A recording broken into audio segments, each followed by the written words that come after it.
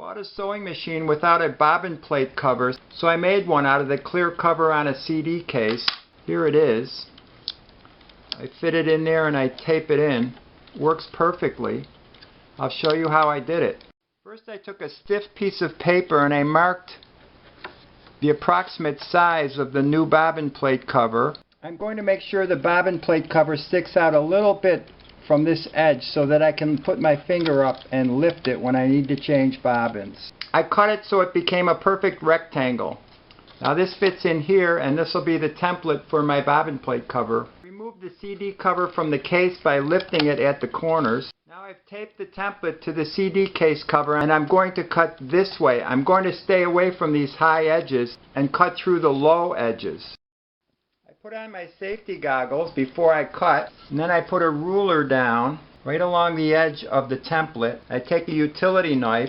I score the CD cover a number of times so it'll break easily when I bend it.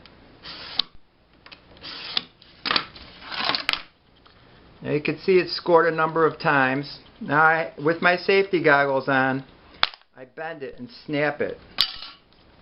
So now I'm going to do the other edge and then the two smaller edges. I'm cutting on a thick board, by the way, so I protect my tabletop. Let's see. Very nice. Now two more cuts and I'll be done. Now before I do the final cut, I'm going to measure this again in the sewing machine. I'm going to place 2 marks on here, which will be my final cut. I'm using a marker.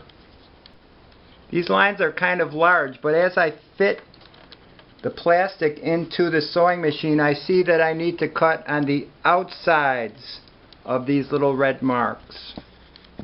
3, 4, 5, 6, 7.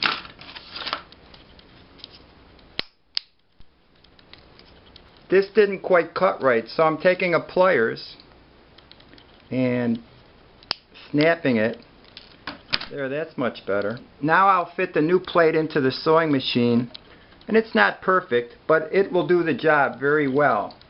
I placed a piece of tape on either side of the bobbin plate cover, and I fold over the end of the tape, fold it on itself, so that when I need to remove the bobbin plate cover, I'll have a handle that I can lift the tape off with. So here's my new bobbin plate cover, and it's going to work very well, I know, because I've already made one before.